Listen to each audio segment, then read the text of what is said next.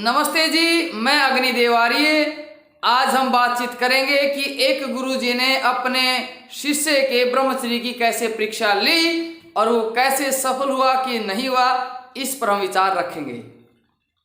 एक दिन एक गुरुजी ने अपने शिष्यों को उपदेश किया कि बेटा, ऋषि मुनियों ने ब्रह्मचर्य नष्ट करने वाले 8 प्रकार के मैथुन बताए हैं, अष्ट मैथुन बताए हैं, जिसमें है स्त्री की दर्शन है, उसका ध्यान है, उसके साथ संभाषण करना है, एकांत में उसके साथ रहना है, उसका स्पर्श करना है, उसका आलिंगन करना है, उसके साथ खेलना है या उसके साथ समागम करना है। ये सब आपके ब्रह्मचर्य को नष्ट कर देते हैं।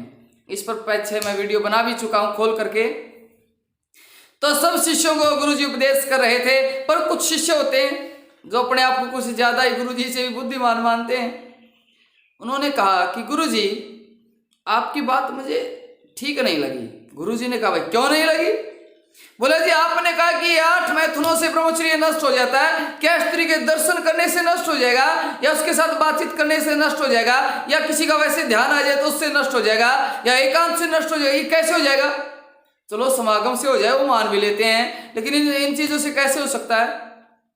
तो गुरुजी ने समझा, भाई अभी शिष्य की बात समझ में आएगी नहीं, ऐसे इसको प्रैक्टिकली दिखाना पड़ेगा। कहता ठीक है बेटा, समय आने पर विचार करेंगे इस बात पर और आपकी भी समझ में आ जाएगी, आप थोड़ा सा धैर्य रखो। ठीक है, उसने कहा गुरुजी देख लेंगे। कुछ समय बाद गुरुजी ने अपने उस शिष्य को एक गांव में किसी कार्य से भेज दिया, और जो गांव था जिस में वो भेजा, रास्ते में एक जंगल उसे पार करना था। बड़ा भारी वृक्ष आदि थे, उसमें जंगल था, वो पार करके उसे जाना था। शिष्य चला गया। जब शिष्य चला गया तो और वापस आ रहा था तो बड़ी बरसात आ गई और साथ में बड़ा आंधी तूफान चलने लगे। तो शिष्य सोचा, भाई अब तो जंगल में फंस गया है, लेकिन उसे अचानक एक स्थान दिखाई देता है, एक रहने की कुटिया से उसे दिखाई देती है, और उसे बड़ा अच्छा लगता है। अब तो कुछ उसकी आशाओं की किरणें जगती हैं कि अब मैं इस बरसात आदि से, तूफान आदि से बच जाऊंगा, और वो उस कुटिया की तरफ चल पड़ता है। कुटिया में खाली था, सब चीजें कोई ठीक व्यवस्थाएं थी, कुटिया में वो अपना स्थान कर लेता है।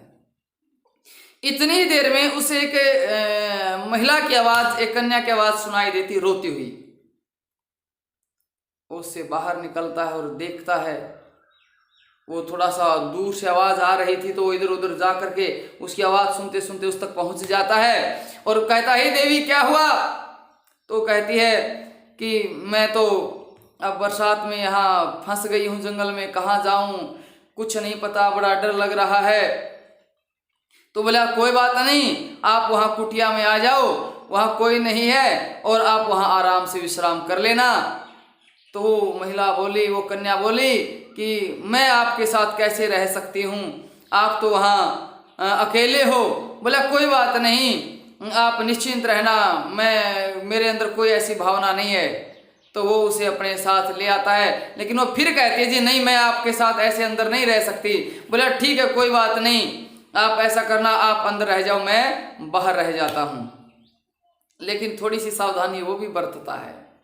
वो कहता है कि हे देवी, हे कन्या, आप ऐसा करना, आप अंदर से कुंडी लगा लेना इसकी, दरवाजे की, और यदि मैं दरवाजा खुलवाने की बात करूं तो दरवाजा मत खोलना। थोड़ी सी सावधानी तो रखता है, भाई कहीं विचारों में ऐसा दोष ना जाए, कामदेव बड़ा प्रबल होता है। कहता है, दरवाजा मत खोलना। बोली, ठीक है महाराज, यदि मैं बरसात और तेज आ जाए, मैं भीगने की बात करूं तो तब भी दरवाजा मत खोलना। बोली, ठीक है महाराज, नहीं खोलूंगी।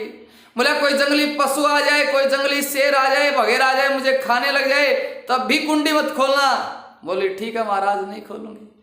सब बातें हो गई, वो अंदर हो गई और वो बाहर विश्राम करने लगा। विश्राम तो क्या था, बाहर रुक गया। बरसात, ठंडी ठंडी फुहारें चलने लगी और बड़ी ठंडी ठंडी हवा, और ठंडी ठंडी फुहारों के साथ शरीर में भी बड़ी हल्की हल्की ठंडक और सर्दी सी महसूस होने लगी, और उसके मन में उस स्त्री का ध्यान आ गया, उस कन्या का ध्यान आया। ध्यान आते ही मैथुन हो गया। अष्ट मैथुनों में मैथुन है ध्यान, और ध्यान आते ही जो उसने दर्शन किया था उस रूप को वो विचारने लगता है, और उस रूप को विचारने के साथ साथ जो उसने उसके साथ बातचीत की, जो उसके साथ संभाषण हुआ, और संभाषण में जो बातचीत व्यवहार हुआ वो सारा उसको प्रकट होने लगता है। और ठंडी ठंडी वो उसके साथ वो दर्शन भी हुआ, वो संभाषण भी हुआ, और एकांत सेवन भी हुआ। तो सारी चीजें इकट्ठी, 4 मैथुन जब हो जाते हैं तो कामदेव तो मौके की तलाश में रहता है, वो तो बड़ा शक्तिशाली होता है। तो सारी चीजें हुई तो उसके अंदर फिर कामदेव ने अपना प्रहार किया। कामदेव के प्रहार करते ही उसने ब्रह्मचारी ने कहा कि हे देवी दरवाजा खोलो, बरसात बढ़ गई है, मुझे बड़ी ठंड लग रही है। बोली नहीं महाराज, मैं दरवाजा तो नहीं खोलूंगी, आपने मना किया है कि दरवाजा नहीं खोलना। वो दरवाजा नहीं खोलती, लेकिन फिर वो दर्शन करके वो उसके अंदर वो ध्यान करता है, और वो चीजें बढ़ती जाती हैं, और फिर कहता है कि हे देवी, मैं बिल्कुल शरीर मेरा कंपन होने लगे है, मैं शरीर में मेरा सर्दी बढ़ गई है, मैं बीमार पड़ जाऊंगा, आप दरवाजा खोल दो। वो कहती है, फिर आवाज देती कि नहीं महाराज, मैं दरवाजा नहीं खोलूंगी। कुछ देर वो रुकता है, कुछ देर बाद फिर कामदेव ऐसा झटका लगाता है, वो कहता है, फिर आवाज लगाता है, अरे ओ देवी दरवाजा खोल दो, एक जंगली शेर मेरी तरफ चला रहा है। तो उसने कहा नहीं महाराज, आपने तो कह दिया था कि कुंडी मत खोलना, चाहे जंगली पशु क्यों ना आ जाए, मैं दरवाजा नहीं खोलूंगी। होते होते उसको ऐसे ऐसे बढ़ते बढ़ते इतनी कामदेव इतना प्रभाव अपना जमाने लगता है, क्योंकि और होते होते ये हो जाता है कि जब उसके सारी चीजें मैथुन इकट्ठे होते हैं, और होते होते कामदेव ने छोड़ा अपना तीर। क्यों? क्योंकि ब्रह्मचर्य का नियम टूटा। ब्रह्मचर्य का जब नियम टूटता है तो क्या होता है, कामदेव अपना प्रभाव दिखाता है, और कामदेव का प्रभाव टूटते ही वो ऊपर छत पर चढ़ता है, और उसको छत को, घास फूस की छत को फाड़ता और अंदर कूद जाता है। जब अंदर कूदता है तो अंदर फिर गुरुजी अपने रूप में आ जाते हैं। बोला बेटा देख ली ब्रह्मचर्य की परीक्षा, तो गुरुजी के चरणों में पड़ जाता है, क्योंकि गुरुजी ने उसको एक शिक्षा देने के लिए इस रूप में इस तरह अपना भेष बदल लिया था, और एक स्त्री के रूप में वो आ गए थे।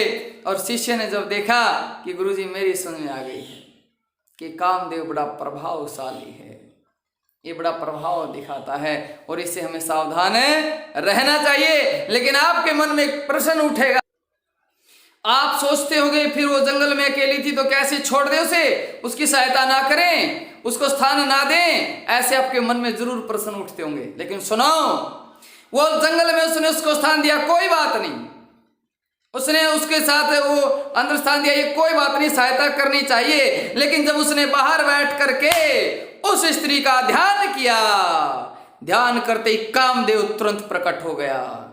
जैसे उसके मन में उसके विचार उठाने लगा, उसका ध्यान करने लगा, जो उसने दर्शन किया था, और एक बार नजरें गई वापस ले आए तो कोई बात नहीं, लेकिन उसको उसने अच्छे से निहारा था, उसके दर्शन को सोचता था इससे क्या प्रभाव पड़ेगा, और उस दर्शन का भी उसके ऊपर जैसे उसने ध्यान किया तो उस सुंदरता भी उसे आकर्षित करने लगी।